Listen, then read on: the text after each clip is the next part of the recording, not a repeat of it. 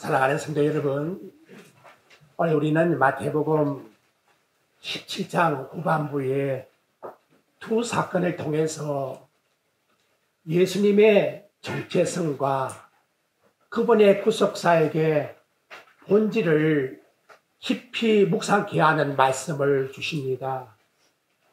겉으로 보기에 이 본문은 두 개로 분리되어 있는 사건으로 보입니다.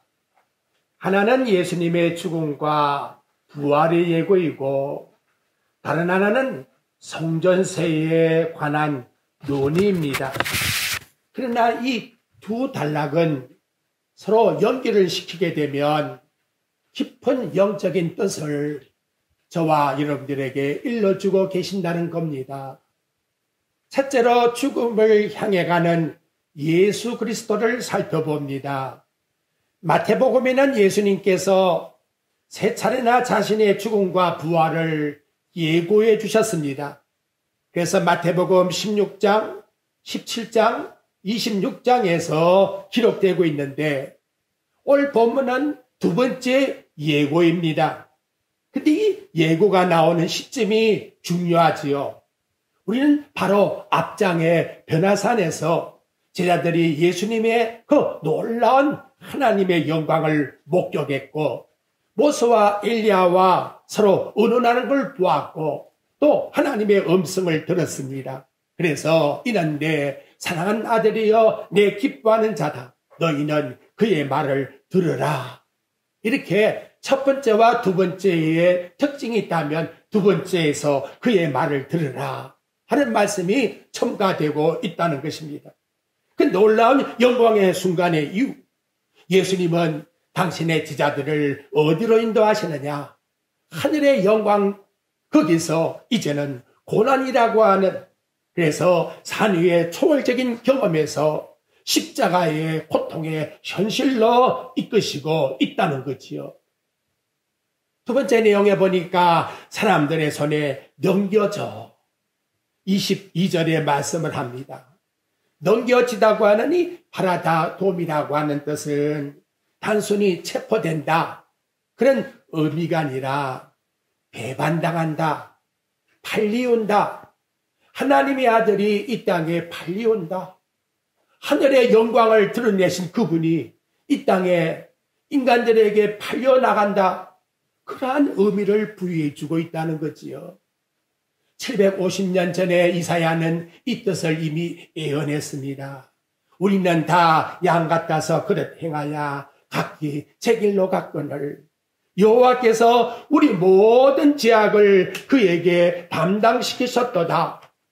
그래서 예수님의 죽음은 단순한 순교가 아니라 창세전에 하나님의 예정하신 그 뜻대로 이루어지고 있는 인간을 구원하고자 하는 가장 중요한 핵심의 봉우리가 예수님의 드러내시는 십자가에서 나타나고 있다는 걸 일러주고 있는 것입니다.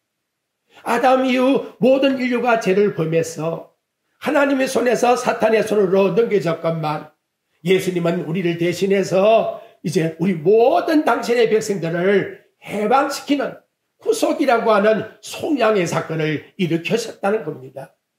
셋째는 3일 만에 살아나리라. 이야기는 죽음으로 끝나지 않는다는 거지요. 이미 구약 호세아 선지자가 예수님의 부활을 예언했습니다. 호세아서 6장 2절에 보면 여호와께서 이틀 후에 우리를 살리시며 셋째 날에 우리를 일으키시리니 우리가 그 앞에서 살리라. 십자가 없이 부활이 없고 죽음 없이 생명이 없습니다. 이것이 복음의 핵심이라는 거지요. 예수님의 죽음은 패배가 아닙니다. 인간에게 죽은 것이 아니라 성리로 나가게 하기 위한 하나님의 섭리가 성취되기 위한 인간을 도구로 삼은 과정이었다는 겁니다. 네 번째로 제자들의 근심을 봅니다. 23절에 보니까 십자가 짓고 죽겠다고 하니 제자들의 모습이 어떠하냐? 매우 근심하더라 라고 말씀을 하고 있습니다. 그것은 여러분 예수님의 그 구원 사역을 완전히 이해를 하지 못했기 때문에 부활의 약속이란 말은 귀에 들어오지도 않아요. 죽음의 예고만 자꾸 마음에서 떠오른다 이 말이지요. 그들이 기대했던 정치적 메시아의 왕국 사라지니까, 예수님이 이제는 고난을 따라 십자가에 죽는다고 하니까 그 영광의 왕국과 십자가의 죽음이라고 하는 간극을 이렇게 메꿀 수가 없는 그런 상황 속에서 근심했다는 거지요. 우리는 때때로 이런 실수를 같이 범할 때가 많습니다. 영광은 바라보고 있지만, 원하고 있지만, 십자가라고 하는 고난도 하나님의 은혜라는 것은 잊어버리려고 해요. 그것은 원치를 않습니다. 그래서 은혜가 고난이 안 된다는 거지요. 밀려가는 원하는데 고난은 피하고 싶다 이 말이지요. 그러나 저와 여러분은 그리스도와 한 영이잖아요. 그리스도가 당하셨는데 같이 가는 우리가 어떻게 외면합니까? 그분이 죽을 때 함께 죽는 것이고, 그분이 살아날 때에 함께 살아나는 것이 성도의 영광이지요. 그래서 떨어질 수가 없는 사건이라는 것을 기억해야 합니다.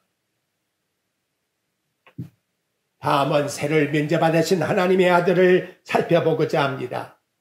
24절에 보니까 가버나움에 도착을 했어요. 근데 가자마자 반세계를 받는 자들이 베드로에게 먼저 접근을 했습니다. 그리고 이들이 뭐라고 말씀을 하고 있느냐? 반세겔이라는 뜻을 먼저 생각해 보겠습니다. 출애굽기 30장 11절과 16절에 보면 일명 성전세라고 말합니다. 20세 이상 모든 유대인들은 매년 성전 유지를 위해서 반세기를 드려야 합니다. 또 출애굽기 30장 13절에 보면 무릇 계수 중에 드는 자마다 성소의 세겔로 반세기를 드릴지니 한 세겔은 20게라라. 그 반세기를 여호와께 드릴지며, 단순한 세금이 아니에요. 하나님이 유대인들에게 거두시는 그 돈은 속전, 호페르라고 하는 속전을 하나님이 받으신다는 거예요. 영혼의 죄를 용서하셨다고 하는 이 속전을 받는다는 말이지요. 그래서 출애굽기 30장 12절에 보면 자기 생명의 속전을 여호와께 드릴지니, 자기의 생명의 속전, 하나님 앞에 영생을 받았다고 하는 이 생명의 속전을, 즉 속전이라는 것은 죄를 덮는다는 말이지요. 가장 중요한 사례가 이스라엘이 인구조사를 하더라도 하나님은 반드시 인구조사를 하기 전에 속전을 바치라고 말씀을 하고, 그리고 나서 인구조사를 하라고 명하십니다. 이걸 다윗이 오겠지요. 엄청난 재앙이 왔습니다. 이유는 무엇입니까? 이만큼 내가 군사를 많이 모아놓았구나. 국력이 이렇게 서구나. 인간이 교만해지니까. 하나님 앞에서 속전받았다고 하는 백성이라고 하는 내 자신의 하나님 앞에 감사함을 잃어버릴 때에 문제는 심각해진다는 것이지요. 그래서 이 돈은 높은 자 낮은 자 상관없어요. 누구든지 동일하게 드리라. 영적으로 말하면 속전은 모든 인간이 죄인인 걸 인정하고 하나님 앞에 스스로는 아무것도 할 수가 없는 존재라는 것을 고백드리라. 이는 속전을 통해서만 하나님 백성으로 인정을 받고 성전에서 제사를 드릴 자격을 얻을 수가 있다라고 말씀합니다. 속전을 드리지 않고서는 하나님의 성전에 들어가서 제사를 드릴 수가 없다는 것이지요. 다음 베드로의 성급한 대답을 보십시오. 수급인이 베드로에게 묻습니다. 예수님께 말한 것이 아니라 베드로에게, 너 선생은 왜 반세기를 내지 않느냐? 단순한 질문 같아도 이게 좋은 질문이 아니에요. 그 내면을 한번 생각해 보십시오. 야, 너 선생은 왜 성전을 무시하니? 너 정말로 선생님이 유대인 사람이야? 너 선생님 정말 율법을 지키고 있는 사람이야? 어찌 보면 조롱하는 내용이 그 속에 포함되어서 묻고 있다 이 말이지요. 그 약이 오르잖아요. 참 이거 보면 베드로가 좋은 모습이 나와요. 낸다 이 말이에요. 내신다. 너무나 멋져요. 그런데 실수를 하고 있는 거예요. 선생님과 의논하지 않고 우리 선생님을 왜 건드려? 하면서 내신다고 예수님을 변호하고 싶은 마음이었다는 거지요. 여러분, 이건 참 좋은 마음이지요. 예수님을 변호하고 싶은 마음. 아무도 예수님이 누구냐라고 대답하지 못한 주는 그리스도시요 살아계신 하나님의 아들이라고 참 하나님 앞에 칭찬받는 대답을 했습니다. 우리 선생님 율법 지키지 아니한 사람이 아니야. 당연히 지키는 사람이야. 근데 이 중요한 질문에서 정말 예수님이 성전세를 내셔야 될까요? 이걸 우리는 한번 생각해 보자 이 말이지요. 베드로가 정말 좋은 대답으로 성급하게 했지만 그 내면을 한번 들여다보자 그 말입니다. 베드로가 집에 들어가기 전에 예수님이 그걸 고쳐주기 위해서 베드로에게 다시 질문을 해요. 25절에 나옵니다. 시몬아, 네 생각이 어떠하냐? 내 너 마음 다 알고 있다. 세상 임금들이 누구에게 관세와 국세를 받느냐? 자기 아들들에게냐? 타인에게냐? 이 수사적인 질문을 던졌다는 거지요. 답은 명확합니다. 왕은 자녀들은 세금을 낼까요? 안 내요. 왕국의 세금은 백성을 위한 것이지 왕자와 공주를 위한 것이지 왕자와 공주가 무슨 세금을 냅니까? 그래서 베드로의 대답이 뭐라고 하지요? 타인에게이니이다. 그렇지요. 예수님의 놀라운 선언이 나옵니다. 아들들은 세를 면제받았느니라. 너 하나님의 아들이라는 걸 알고 있니?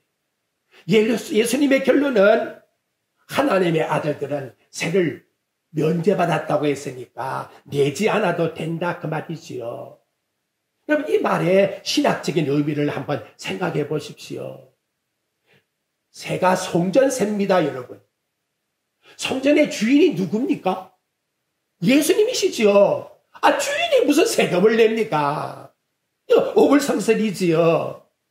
예수님을 단순히 납비나 선지자로 생각한다면 세금을 내야지요. 하지만 예수님은 진정 성전의 주인이 되신다 이 말이에요. 마태복음 전체의 의미를 구절을 여기다가 적용하면 마태복음 12장 6절에서 말씀합니다. 내가 너에게 이르노니 성전보다 더 큰 이가 여기 있느니라. 그 성전 건물 껍데기 그거 나와 비교할 수가 없어. 거기에 계시는 하나님이 아니냐. 내가 하나님이요 내가 성전이다. 이렇게 말씀해 주었다는 것이지요. 그래서 요한복음 2장 19절부터 21절에 보면 예수님이 자기의 몸을 성전이라고 말씀하셨다 하고 말씀하고 계십니다. 예수님 그 안에 하나님의 걸어가신 충만한 영광이 구하시는데 무슨 성전세를 그분이 내어야 되겠습니까? 집주인이 자기의 세를 내야 할까요? 그것은 한마디로 생각해 보면 내지 않아도 된다 하는 것인데 미처 누가 베드로가 생각하지를 못했다는 거예요. 그러면 다음 27절에 보십시오. 그러나 라고 하는 결과 접속사가 나옵니다. 앞의 내용은 그렇다 할지라도 분명히 우리 권리를 주장할 수 있지만 그러나 그분은 면제받을 자격을 갖고 있는 분인데도 불구하고 그들이 실족하지 않게 하기 위해서 그래서 세금을 낸다 하고 말씀을 합니다. 그들이 누굴까요? 성전세의 수급인이지요. 더 넓게 생각하면 예수님을 이해하지 못한 유대인들입니다. 실족한다는 것은 걸려 넘어지다, 죄를 짓게 하다, 믿음에서 떨어지게 한다. 그런 마음을 품을까봐. 나는 우상제물을 먹을 수 있어도 형제가 아니야 하고 할 때에는 형제가 실족할까봐, 넘어질까봐, 죄를 지을까봐 내가 하면 안 된다 이 말이지요. 그 동일한 말씀을 우리에게 던져주고 있다는 겁니다. 예수님이 포기한 겁니까? 아니란 거예요. 그러면 예수님은 어떠한 분이십니까? 빌립보 2장 6절부터 8절에 보니까 근본 하나님의 본체시나 하나님과 동등됨을 취할 것으로 여기지 아니하시고 당신이 스스로 비하하셨기 때문에 자기를 낮췄기 때문에 죽기까지 복종했기 때문에 십자가에 죽어야 저와 여러분을 구원하기 때문에 모든 죄를 위하여 반드시 이 길은 필요하고 이 길을 가야만 하기 때문에 그래서 예수님이 내어주게 되었고 그리고 모든 사람들이 이 사건에서 이거 하나 때문에 실족하지 않게 위하여 앞으로도 큰 십자가의 사건이 있는데, 그래서 예수님이 말씀을 통해서 베드로에게 성전세를 갖다 주라 라고 말씀하고 있다는 것입니다. 자, 그럼 여러분, 성전세를 어떻게 구했을까요? 궁금하잖아요. 이 제자들이나 예수님께 이 둘이니까 한 세겔이 없다는 것 자체가 상당히 어찌 보면 빈궁해 보여요. 27절에 보니까 의도적으로 예수님이 베드로에게 이 말씀을 합니다. 딴 제자가 아니에요. 네가 가서, 너 베드로야, 한번 가. 하나님의 이적을 봐. 그래서 낚시를 가지고서 고기를 딱 낚았는데 그 고기의 입 안에 세겔 하나가 있더라. 가져다가 너하고 나오고 같이 해서 주라. 이렇게 예수님이 말씀하더라는 거지요. 단순하게 무슨 기적이 일어났다 이렇게 보지 마시고 예수님이 어떠한 분인가를 다시금 신학적인 깊은 의미를 생각해 보십시오. 창조주의 권능이 나타나고 있습니다. 바다와 그 안에 있는 모든 것을 누가 창조했습니까? 바로 이분이 창조했다는 거지요. 물고기가 언제 어디에 있어서 낚시에 걸린다는 것을 훤히 알고 있었습니다. 그리고 베드로가 아무리 재간이 있다 할지라도 하나님께서 베드로에게 붙여주지 아니하면 어떻게 물고기가 걸리겠습니까? 창조주 하나님의 섭리 속에서 그렇게 될 수밖에 없다고 하는 놀라운 능력을 드러내고 있습니다. 시편 50장 1절과 10절부터 12절 말씀에 말합니다. 산림의 짐승들과 무산의 가축이 다 내 것이며 산의 새들도 내가 아는 것이며 들의 짐승도 내 것입니다. 내가 가령 추려도 네게 이르지 않을 것은 세계와 거기에 충만한 것이 내 것입니다. 하나님 이와 같이 말씀을 합니다. 다음, 예수님은 재정적으로 필요한 것을 초자연적으로 채우신다는 거지요. 이 의미도 굉장히 중요한 것 같아요. 광야에서 매일같이 하나님이 뭘 주셨지요? 만나를 주셨다 그랬어요. 엘리야 시대에도 하나님께서 당신의 그 택한 백성들에게 먹을 것을 주었지요. 그리고 오병이를 통해서 5,000명을 먹이시는 놀라운 연속성으로 사건을 보면서 이 내용을 보면 우리 하나님은 저와 이런들에게 매일 공급해 주는 하나님이신데 그걸 우리가 믿지 못하는 작은 믿음 때문에 고통과 아픔을 안 해도 될 것을 당하고 있다 이 말이에요. 출애굽기 16장 16절부터 18절에 보게 되면 만나가 어떻게 양이 정해졌느냐. 그들이 5일을 되어본 적 많이 거둔 자도 남음이 없고 적게 거둔 자도 부족함이 없어서 각 사람이 먹을 만큼 거두었더라. 우리 하나님 앞에 어떻게 기도하지요? 한 달의 양식을 주옵소서, 1년치의 양식을 주옵소서, 매일 1년할 양식을 주옵소서. 매일 하나님 아버지가 책임지고 너에게 줄 것인데, 구하는 자에게 줄 것인데 왜 네가 그것을 만들어내려고 염려하고 있느냐? 라고 우리에게 일러주고 있을 뿐이지요. 그러면 정확한 액수를 줍니다. 나 같으면 몇 세겔을 주면 좋겠는데 한 세겔 해서 반 세겔을 2명이니까 한 세겔로 딱 정확하게 충족하게 준다는 거지요. 넘치지도 부족함도 없는 정확하신 하나님. 저는 그래요. 하나님께 얼렁뚱땅 구하지 말고 구체적으로 하나님 이것 내게 필요합니다. 이유는 하나님 나라를 위해서입니다. 이렇게 여러분 정확하게 구해 보십시오. 하나님은 정확성을 좋아하십니다. 넷째로 예수님이 베드로에게 가서 낚시를 던지라. 가서 낚시를 던지야 돈이 나온다. 게으름뱅이에게 주는 게 아니라는 거지요. 하나님의 능력은 순종하고 수고하는 데에 나타나고 있다는 것입니다. 베드로가 낚시해야 물고기가 잡힌 것과 같이 그래서 잠언 6장 6절에 보게 되면 게으른 자야 너 누구한테? 개미한테 가서 배우라. 다섯 번째, 나와 너를 위해서 주라. 라고 말씀하고 있다는 거지요. 두 분 다 세금의 면제를 받을 수 있는 하나님의 안속에 있는 사람들 아닙니까? 하나님 나라 왕과 하나님의 자녀가 무슨 세금을 내겠습니까? 하지만 이 속에 복음의 아름다움이 나타나고 있습니다. 똑같이 예수님이 자기는 하나님이니까 너하고 좀 차별돼야 되겠다. 전혀 그런 마음이 없다는 거지요.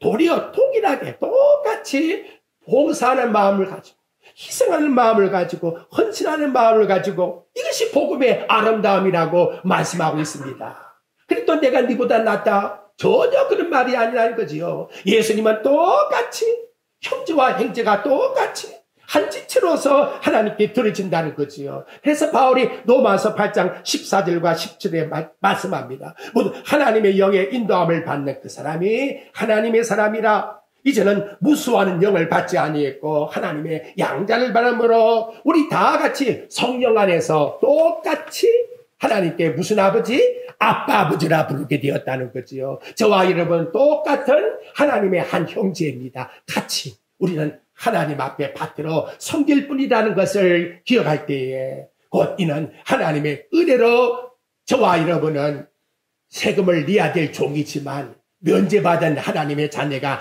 되었다는 것을 깊이 영적으로 생각해 주고 있습니다. 자, 이제 우리는 구속사적인 의미를 살펴보고자 합니다. 왜 성령께서 이 두 단락을 나누지 않고 이 배경 속에서 같이 연결시켜 나가게 할까? 22절과 23절에는 예수님의 죽음과 부활을 예고했고 24절과 27절에는 예수님의 세를 내는 사건을 말씀했는데 도대체 여기에는 어떤 연결의 고리가 있을까?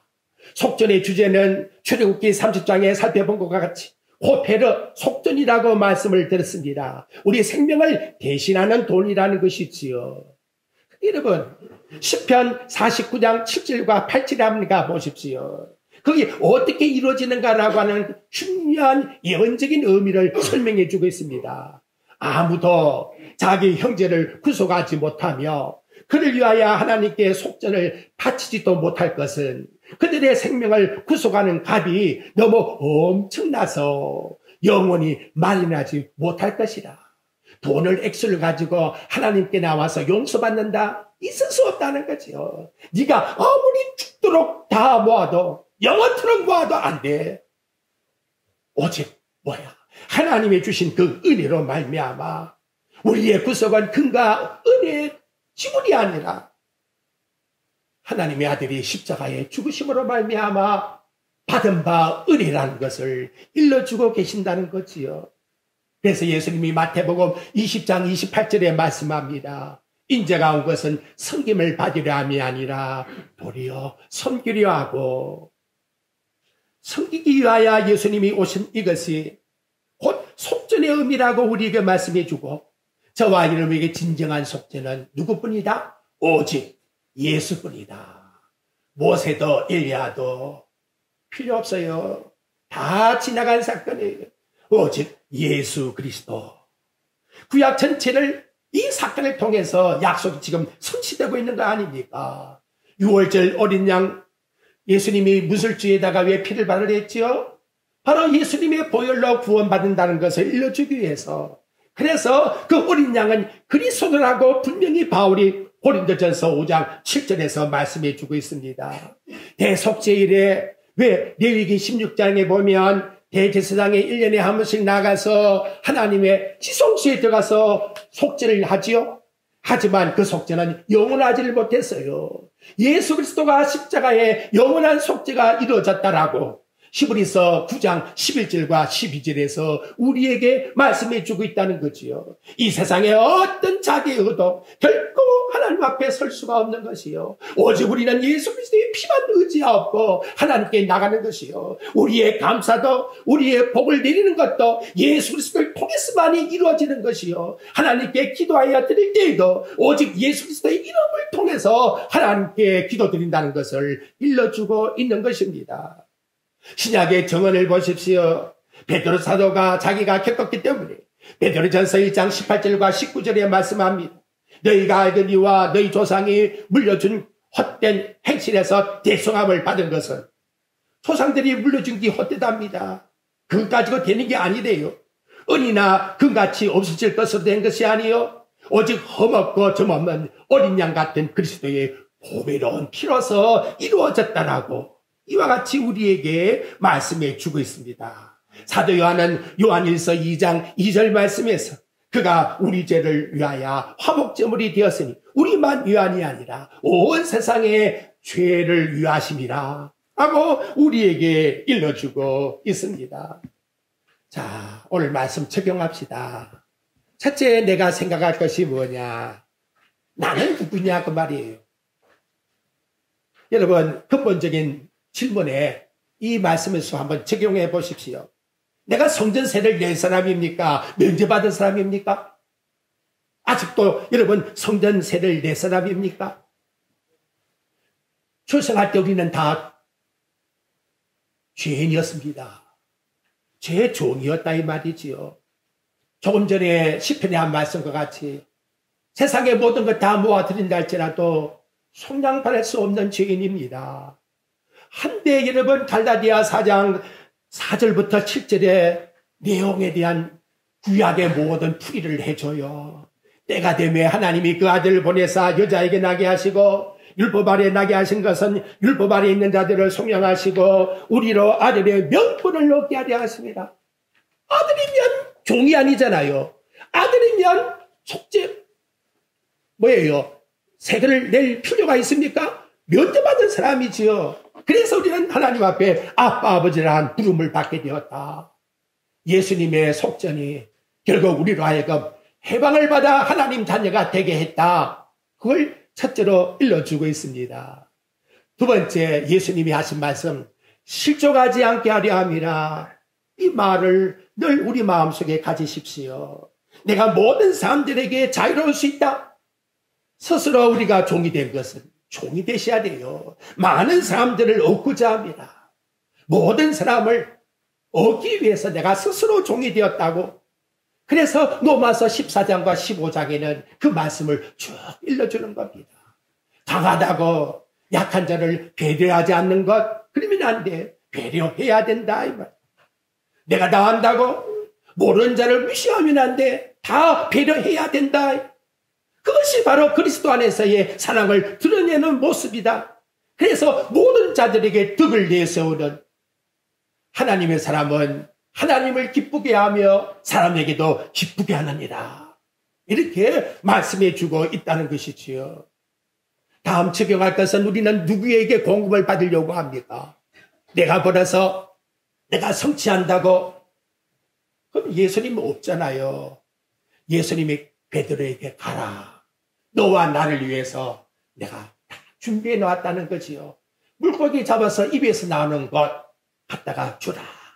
우리 하나님 뭐라 합니까? 너희는 먼저 그의 나라와 그를 구하라. 그리하면 이 모든 것을 너희에게, 거기 보면 더하신다는 거예요. 더한다는 것은 뺄셈이 아닙니다, 여러분. 더하고 더해 보십시오. 곱셈이 되는 거예요. 넘치게 되는 거예요. 감사하게 되는 거예요. 풍성하게 되는 거예요. 그래서 필리포 4장 19절에 말씀합니다. 너희 하나님이 그리스도 예수 안에서 영광 가운데 그 풍성한 대로 너희 모든 설 것을 채워주시리라. 채워준다는 거 보니까 지금 비어있잖아요. 그죠? 비어있지요? 채워준다니까 분명히 부어주는 거 아닙니까? 내가 비어있는데 하나님 주신 건 아닙니까? 어떻게 할 때에? 하나님의 그리스도의 영광을 위해서 살아갈 때에 이제 마지막 결론은 십자가를 바라보라고 오늘 우리에게 말씀을 통해서 일러주고 있습니다. 성전세에 나타나고 있는 이 사건은 작은 후속사의 하나의 그림에 불과한 거예요. 진짜 속전은 하나님 아들이 너 지금 이렇게 속전을 바치는 것처럼 내가 진정한 속전의 성취가 된 하나님의 아들로 이제 얼마 있으면 보여줄 것이다 라고 말씀을 합니다.